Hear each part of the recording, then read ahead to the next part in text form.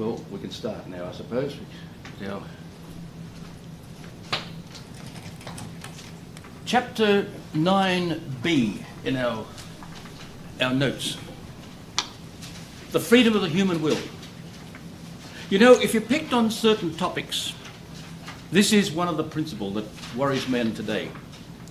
I mentioned to you last class, I think, that in the University of Sydney, a psychiatrist told me that when he studied there in the psychiatry department in the medical school, that if you accept the freedom of the will, you've got no part in this course.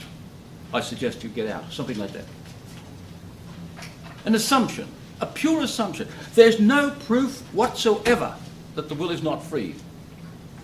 But it's provable with utter certitude that the will is free. And if you keep this in mind, on the side of the object, you know, what the will is willing, what is desiring. All the goods around us are all limited. You might want to see a movie. Right, you go to a movie. Then you come out and you say, oh, let's go and have a cup of coffee. Then let's go home. We better go and have some sleep. We're never satisfied. Little girl has a new dress. Mummy, I want that dress. I want that dress. I must have it. And a week later, Mummy finds the dress thrown in a corner somewhere. She wanted it, but it did not satisfy her. Something else now satisfies her. We're all like that. We go to a place for a holiday. I can remember going with my folks to Ulladulla. It has an Aboriginal name, of course, on the south coast, about 160 miles from Sydney. But we're not satisfied. My dad loved going rock fishing. But then what we do is we go out for the afternoon somewhere and take the rifles with us and shoot rabbits. When the foxes would let us. But we'd go and do something else. Then we'd go and see, let's go to see the town of Milton or something else. So different places we'd go to, and you're never satisfied. Always want to do something different. That's because the limitation of the good, in other words, desirability of the object.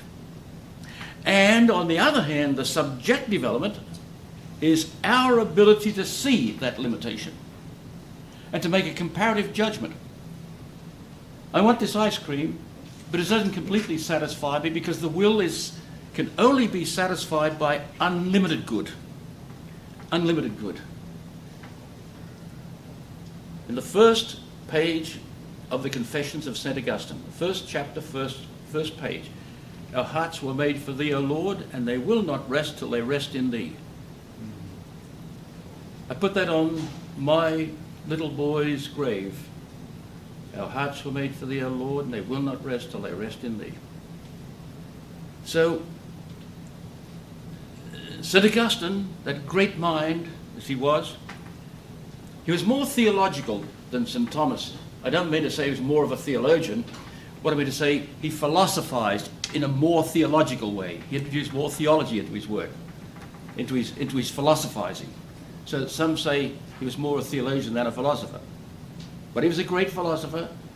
Father Woodbury called Aristotle, Augustine, and St. Thomas the three great philosophical minds of all time.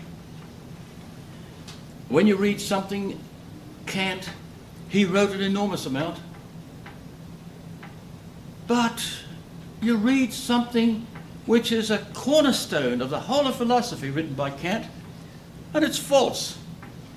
He says, I suppose, I'll use a concrete example, that when my mind knows that tree out there, something about that tree, it forms a compositive union with my mind. So I've got a tree-fied mind. Something of the tree, something of the mind, that's correct, but it's a composite, according to him. Result is, all I know is that third thing, that composite. I don't really know the tree. Can I really know anything? All I can know is the existence of the tree. And Hegel criticized him, saying, even existence is another idea. It's just an idea, existence. A farmer or a working man would ridicule some of this stuff.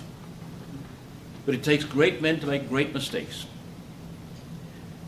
Anyway, my friends, Which acts are free and which are determined?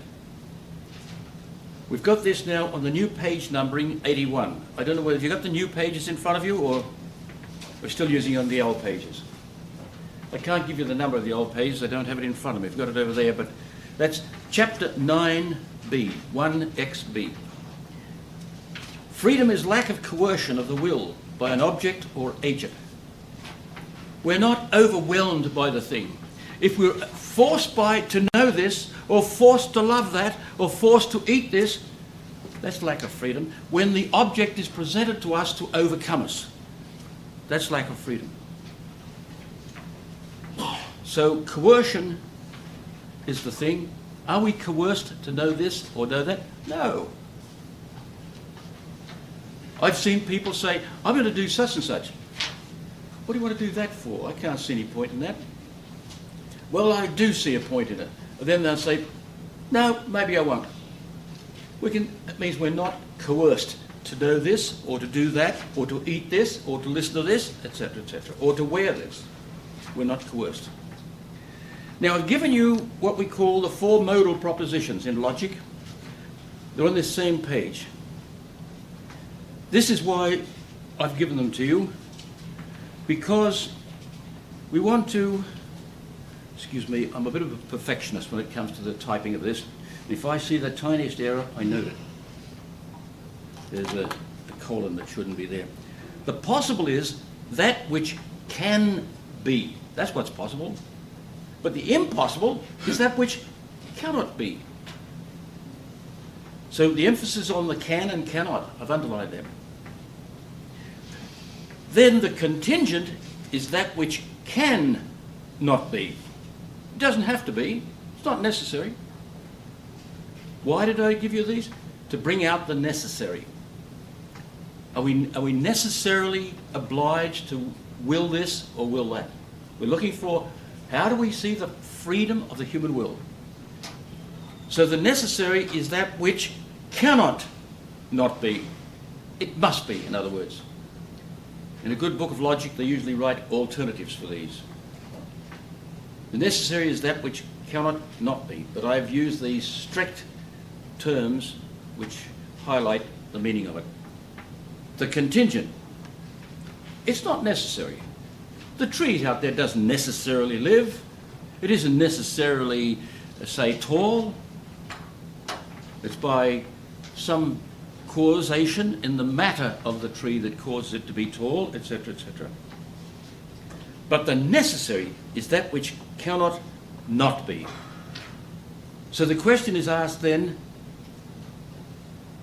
is the freedom, is the will necessarily will something? This is worth studying. I mentioned to you, didn't I, in the psychiatry department of Sydney University, the medical school, that if you don't accept freedom of the will, you've got no place in this course. That's dogmatic stupidity. Best way I could see this. Dr. Leonard Destro, the best qualified psychiatrist I've ever known, he told me that's what he heard in the classroom and nearly fell off his chair.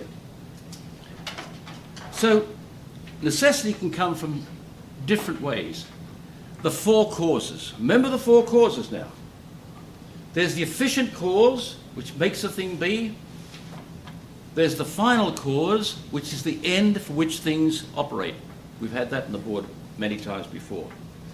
The material cause is whatever the thing is made out of, and the formal cause is what the very being of that thing is, what gives it its nature, gives it its being. So the intrinsic causes, matter and form. What is composed from contraries is corruptible, body and soul. There's a material cause of things. Stone is splittable. That's on account of its matter. Now the formal cause, so material is necessarily splittable. And material things, they're the intrinsic causes, natural causes, and the formal cause, triangle has three angles. So that's a necessity. It's necessary that a triangle have 3 angles. Necessary that it have 3 sides. It's necessary that the 3 angles add up to 2 right angles. That's necessary. So, but from extrinsic causes, none of those causes bother us with regard to freedom of the will. The different causes there, formal and material. Now, from extrinsic causes, the end or the agent that brings it into being, is it necessary on account of that? Is that kind of necessity against it? The end, an agent cannot attain an end without given means. For instance, life without food, travel without a vehicle, etc. But the necessity from agent, if an agent causes a necessity, that's against the freedom of the will. I don't want to go over there, but Patrick makes me go over there. That's against freedom of the will. So that's repugnant to the freedom. So we're just looking to see what is necessary to the will and what's not necessary. The fact that the will is spiritual, like the intellect, well, that's necessary. But that's not against its freedom. In fact, it causes its freedom. Now here we go, on the next page. The necessity of coercion is repugnant to the will. Yes, we've said that. Has man free choice? Now, supposing somebody's at Niagara Falls. He wants to go for a holiday. He can go to New York City and see, like I did, the United Nations, go in there, and I got a shock, by the way. I was to meet some people that I'd met in outside the place, representing the British Embassy, and they had offered to show me around that next day. I couldn't find them. So I went to the building looking for them, and I'm wandering all over the United Nations, in the building. I thought, this is funny about security. I mean, I did think they'd stop me, but nobody stopped me. I just kept walking around. I thought this was great. So I searched my pockets, but I didn't have a bomb. So then we might go to New York, or we might go to San Francisco. What's in San Francisco? Well, there's Fifi. I want to see her. Or maybe I want to go swimming in some of the beaches there. So nothing imposes itself upon me. Supposing I choose to go to New York. I might even be required to go to New York. Say my boss sends me there to present a paper at a conference or something. Right now, I'm not free about that. I've got to go to New York. But I could go by car, by plane, by bus, walk, by horse, by bicycle, even hop, step and jump there if I wanted to. Each of the means has its advantages and its disadvantages, its goodness or desirability and its undesirability. Hence, I'm free to choose the means. I was free at first with going for a holiday, but now when my boss sends me to New York, I'm no longer free in that. In the end, I've got to go to New York. But I'm free about the means. Why? Because the means are limited. Like one time I went down there and had a lot of fun. I mean, here's a hostess carrying a tray full of drinks, and I stick my foot out and she trips up. Oh, it was great. You heard the crash. Sorry, only fooling. But one did coming across the Pacific. She tripped, and next thing I had a cup of coffee all over me. They didn't even pay for the suit dry cleaning. So there we are, my friends. We can choose where we go and why we go, or we can choose the means. But if there's some compulsion about the end, all right, that happens to us pretty often. If we've got to go, like you might have an accident, like I did. Well, I didn't have much choice about going to a hospital. I had to go to a hospital. I was taken here anyway by ambulance. But, so there we are. Now, how do we demonstrate the freedom of the human will? And here's a famous article by St. Thomas. It's a beautiful article. But it's not easy to follow it all, especially the objection which Aristotle put forward. He starts off by telling us some things act without judgment, as a stone moves downwards, and all those things which lack knowledge. Kangaroo hops. It doesn't do it from judgment.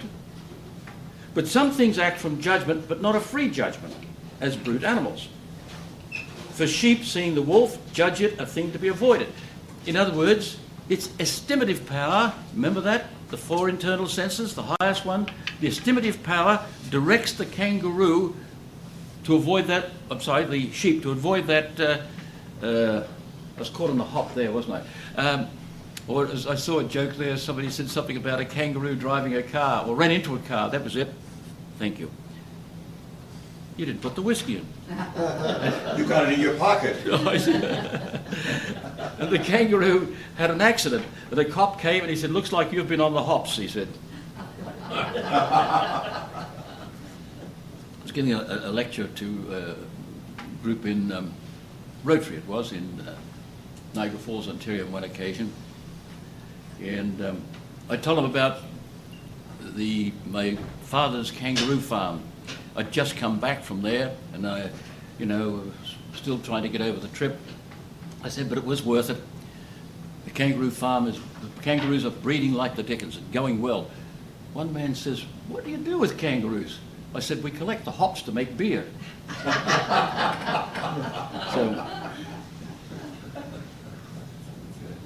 So then, St. Thomas goes on, and some things act from judgment, but not a free judgment, as brute animals. They do it instinctively. It's built into their nature. Birds don't make a burrow, although there are some birds, one in Tasmania and Australia, for instance, that makes a burrow. Birds make a nest. And every kind of bird makes its kind of nest in its kind of place. Barn swallows, I used to have them getting into my garage, and I was even persuaded by friends to leave the garage door just ajar, and you see them like that, whip into the garage and they knew exactly where they were going, and quick as a flash they were. Wonderful estimative sense or instinctive ability. But the barn swallows always look for some kind of place like that because of their nature. It's built into them, so we call it instinct. So that's how things don't act from judgment, or don't act from a free judgment, I should say. And other animals make nests or breed their young in places like this or that. And even Australian Aboriginal women, when they want to give birth to a child, they'd go into the bush somewhere. They wouldn't stay in where the group were. If there was a tribal group or something, they'd get away from people. It's instinctive to want, say, privacy in producing a child. So, as he says here well at the opening, man has freedom of choice, or otherwise counsels, exhortations, commands, prohibitions, rewards and punishment would all be in vain. St. Thomas was a very practical man, as you can see, in his knowledge about reality. So, brute animals act without judgment, free judgment. But man acts from judgment because by his apprehensive power, in other words his knowledge, he judges that something should be sought or avoided. And we can see that in different things, contingent matters. What will I do on Friday night? Will I go to the movies or will I go to class? We see that there. Man is free in contingent matters. Dialectical syllogisms. Well, that's one there. Will I go to the class or go to a movie? And rhetorical arguments. Breathes there a man with soul so dead, who never turned his head and said, "Gee, did you see that blonde?" That was a joke when I was a teenager. It's pretty old and worn out, I can see. So, does man have free choice? Yes. It's obvious in all these contingent matters. Now, the fifth objection, the main one, which causes philosophers a little headache, a man cannot be free, for according to a principle which states that of what sort someone is, such is the sort of end which seems good to him. In other words, from what you are, that's what you desire. From the kind of person you are, you desire this or that or the other. So Aristotle raised this question, and they asked, if a person is of such a nature, so such will appeal to him. Well, the birds. Birds are of such a nature, they go and choose to make nests. But of course, that's not a free judgment. But in man's case, some fellow, this I often wonder about when I'm reading about or hearing about, say, action in a court case with some criminal, that you sort of say to yourself, do the psychologists who examine these people, do they really know anything about this principle? Of what sort someone is, such as the end which seems good to him. You get a fellow telling you about, well, take Andy when I was in Ottawa. Andy was trying to sell me some kind of investment and sent by a friend. And something about abortion came up. And he said, I'm against abortion, but if I got a girl into trouble, I'd give her a couple of $100 and tell her to go and have an abortion. Now, what kind of hypocrisy is that, by the way? So I said, well, Andy, I'm sorry, I can't do business with you. He said, why not? I said, that's an extreme. No, I said to him, I said, you've revealed what you'd do when you were cornered with your own money. You'd say, you'd look after yourself and you wouldn't look after me, etc., etc. That's a bit extreme, isn't it? No, I said, what you did, you said was extreme. So, I wilted. I did business with him. When it came to the final showdown with the Royal Bank in Canada, Andy had done something that I knew I should have foreseen. He tied me up and they want to penalise me for drawing the money out. He didn't tell me anything about that. Anyway, that's another question. So man, what about this? So he does a psychological examination of man here, and it's a little complex. So what I've done is I've done a summary of it on another page, which helps to make it clear.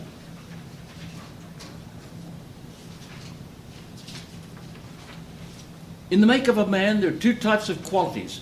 One which is natural and another which is adventitious. That is to say, they come to him, added to his nature. These affect man in different ways. So you'll notice I've highlighted. There are natural properties appropriate to intellectual powers. Then down the bottom, on the part of the body and its corporeal powers, its bodily powers, the intellect has its powers and the body has its powers, such as all the senses and the passions. Then over the page he talks about things that come to man, the adventitious qualities. Well, passions really fit in here. Or the presence of a temptation thrust upon man by some force, person, pictures, or other stimulant of the imagination and the like. I've inserted those. Wherever you see square brackets, that is an insertion by the author. For instance, I've inserted stuff into St. Thomas's work with square brackets to make it intelligible. So, I think if you turn over the page to where I've summarised it, the summary of reply to objection 5, be easier for you to follow. First of all, at the top of the page, non-knowers act without judgment. Brute animals act from judgment, but not a free judgment. Man acts with judgment which he obtains by reasoning. What I suggest you do is read that objection through on the last page there, read it through and digest it yourselves. Otherwise, we have to read it in the class. And we can do that if you prefer to do it. But here's the same thing now presented in my summary of it, which I gave my students years ago. There are natural qualities. On the intellectual level, man naturally desires happiness. There's no freedom there. Man's will is the source of that desire. We call that on the intellectual level. On the level of the body and its associated powers, his natural temperament or disposition imposes certain natural tendencies on man, but they cannot affect the intellectual part, since the intellect has no organ. However, these inclinations are subject to the judgment of the intellect, to which the lower appetite is obedient. In other words, take a boy that gets angry very easily, as I've seen. a lad that gets bad-tempered and wants to break out all the time. He can control that if he set his mind to it. Not perhaps on this occasion, but what happens is he cools himself a little bit gradually. Then as time goes on, the gradual cooling of his temper will become more under his control. He may not at first, may have difficulty. But the intellect has no, and the will have no organs. They operate on the internal senses in the brain, through the organs which are in the brain, but there's no organ in which they work. Like sight has the power of sight and the organ of sight. You might remember we dealt with that before. But the intellect and will do not have a like organ. But the disposition of the organs can affect the intellect and will, as we'll see presently. It can affect them. For instance, if you're tired, it's hard to think because the internal senses are not feeding the intellect the way it should. If you're angry, then the will can be, I love the French word, bouleversé, can be steamed up or turned up, as it were, can be turned on. But the level of the body and its associated powers cannot affect the intellectual part since the intellect has no organ. However, these inclinations are subject to the judgment of the intellect to which the lower appetite is obedient. The lower appetite means the passions, of course. This does not prejudice freedom of choice. Now, the adventitious qualities, those qualities which come to man, these, unlike natural qualities, are qualities which we acquire, qualities which come to us. For example, habits, such as virtues and vices, and passions. Again, these incline us more to one thing than another. Yet these inclinations are also subject to our judgment so that we can direct them, control the acquiring of them, and rid ourselves of them. There is nothing here that is opposed to freedom of choice. What is the basis of freedom of the choice? We've said before, on the side of the object, limited goodness, limited desirability. That is, that's what the goodness is. On the side of the subject, the spirituality of the human intellect. So the root of freedom is the spirituality of the intellect. Note that the will is free, but the intellect is not. They admitted that in Moscow. In the, I forgot what it's called now, but there was a famous university there that they have people studying Marxism. They had great difficulty getting the students to deny the fundamental principle of all human thinking, namely the principle of non-contradiction. Nothing can be and not be at the same time and under the same character, under the same respect. They couldn't. I thought of that. I met a bunch of representatives from Russia in the Vice President's office at the University of Ottawa when I was there. And I was talking to the Dean of the Faculty of Science.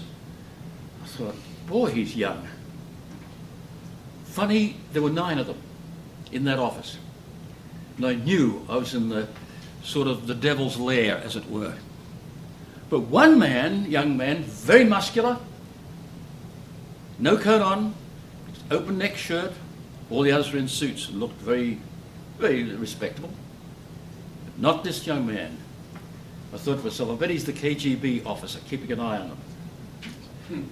About 2 days later, I'm walking along the street, and there he is, gives me a big wave. Now his new friend, KGB officer. But they could not get the students to accept something which goes against all reasoning. They admitted that. So the will is not, the intellect is not free, but the will is. And the will is not a faculty of knowing, it's a faculty of desiring, the appetites. So,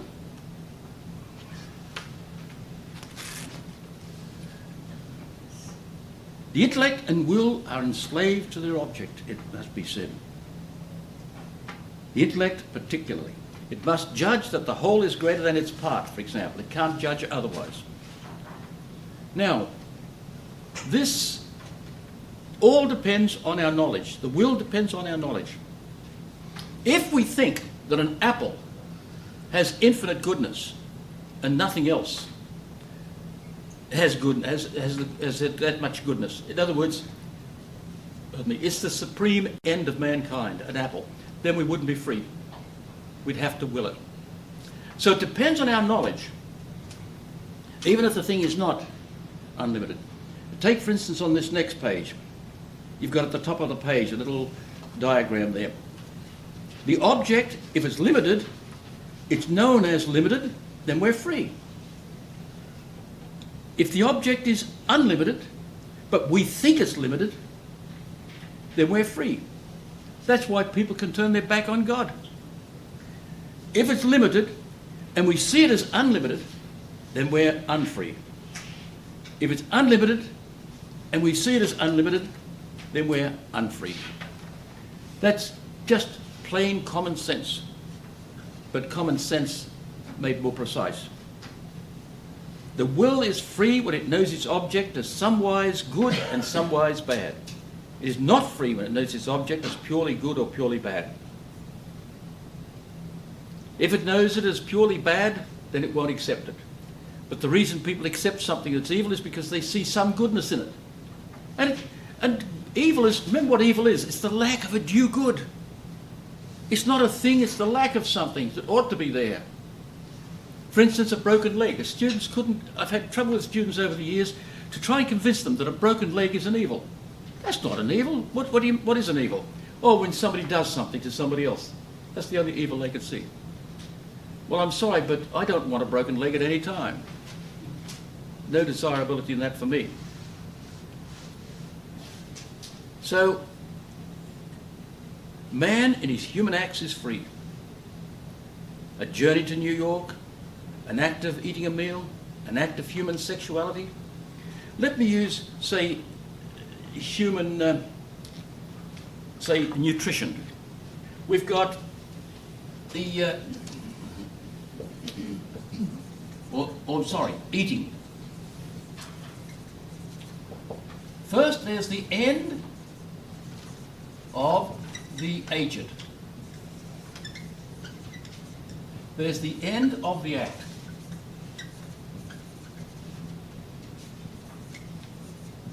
Now, the end of the act is nutrition. That's where the Romans made a mistake. They used to have the vomitorium, go and tickle the back of their throat or drink ipecacuanha wine and go and vomit it up, all the food, so they can keep enjoying the drinking of wine and food, eating of food. They would reject the end. So nutrition, the end of the act, is new substance, or increased substance, or repair, etc. But what's the end of the agent? In other words, why is this act here and now being done by Bob? Because a business luncheon. Or maybe his physician said you've got to eat this food and not that food. Or maybe he wants to take Fifi out or something else. But we're free in this. We're free in this with, of course, the restrictions we've been saying. If something's purely bad, we're not free in that. If something's purely good, we're not free in that.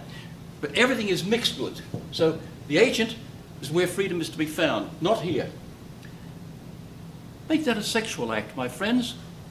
The end of the act, reproduction of the species, new live man. Something that people just don't ask that question today. And people who are pushing all sorts of things don't seem to recognize that they should consider the end. They don't do it. So, at the end of the agent, if they're ignorant about the evil of this, like the Romans with the vomitorium, if they're ignorant about that, then they're not morally responsible. So I think we've said enough about that. So the truth about man's freedom lies somewhere between absolute determinism and absolute indeterminism. We are determined or fixed by our nature in certain things. For instance, we're not free about whether we have food or not. We're not free whether we might be free, say, doctor might say, have a drop of wine. Well, we're free about that. Or eat so many carbohydrates to put on some weight. Well, we're not starting to lose the freedom because it's a necessary thing for our health, let's suppose. So it depends on the goodness and desirability of the object. By the way, since you haven't studied ethics, many of you, distinguish this: a human act, an act in which intellect and will are exercised, an act of man, an act not freely done, that is, in which intellect and will do not take part. For instance, a sneeze or a cough. Human acts can be free, but an act of man may not be free. Of course, if I did a deliberate cough, then that's free, of course. So we make a big distinction. But the human act has the property of morality. Now, I threw this in on page 87 on the new pages, the new numbering. The human act consists of 12 distinct intellectual and voluntary actions. It is very, very complex. You seem to have the wrong page there, I think. Have you? Oh no, have you?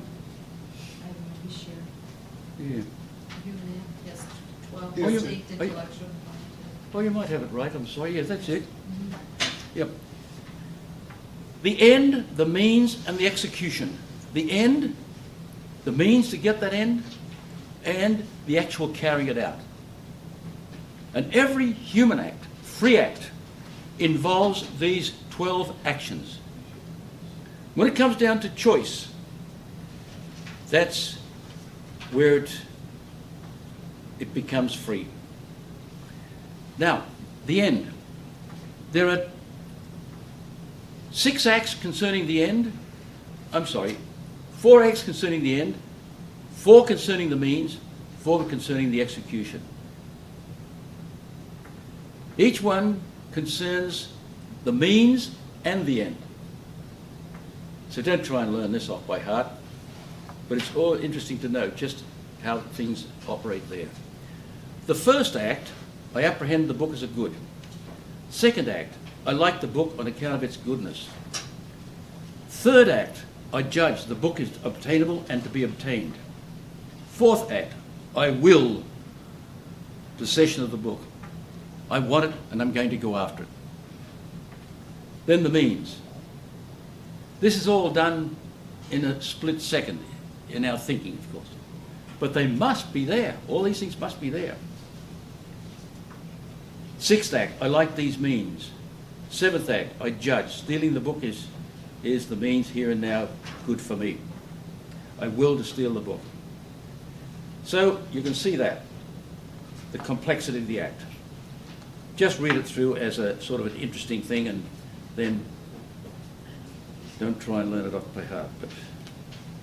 But know that the human act is quite complex. So my friends, that freedom, I sort of am half toying with the idea of working right through that question 83, chapter 1, the first article. But it would be a little difficult and boring possibly for you, I don't know. You'd probably be better off reading it yourselves. We just see where we are now. Yes. I don't think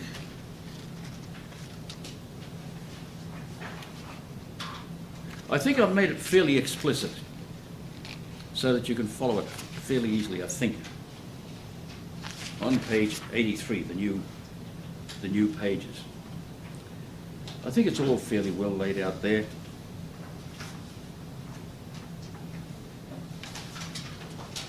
I'll let you read it yourselves and find it. It'll be quite good. Now, chapter 9c.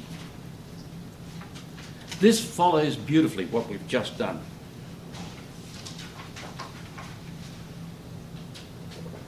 By the way, a key term that Father Woodbury writes in his own treatise on ethics about the freedom of the will is dominative indifference.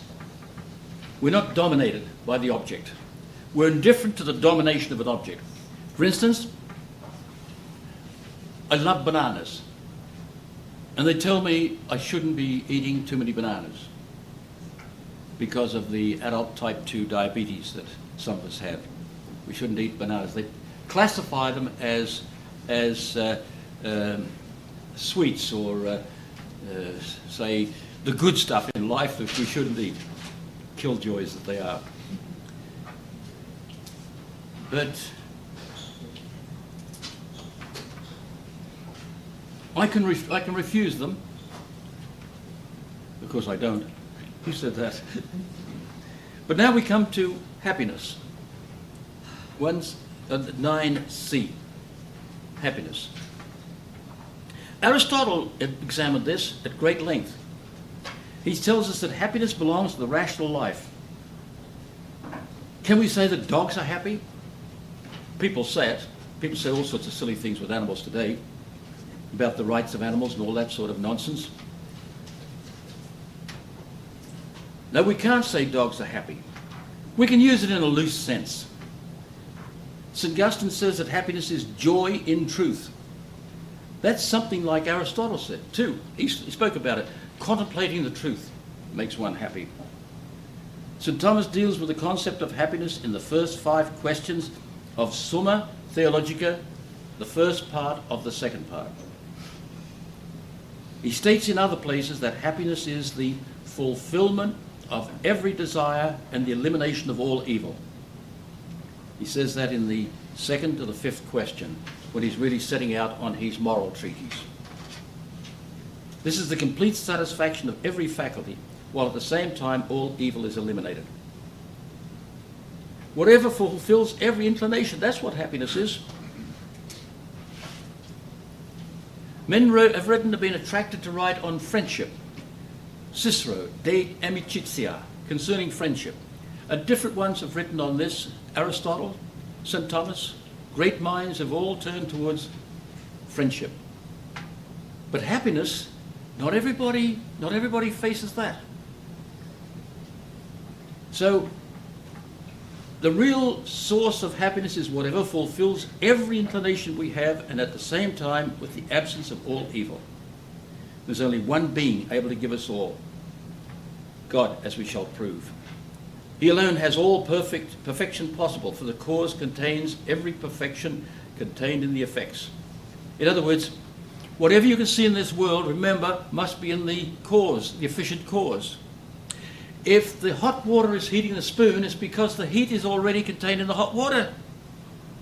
Whatever the cause gives, it gives whatever it has in itself. So by examining the effect, you know the cause.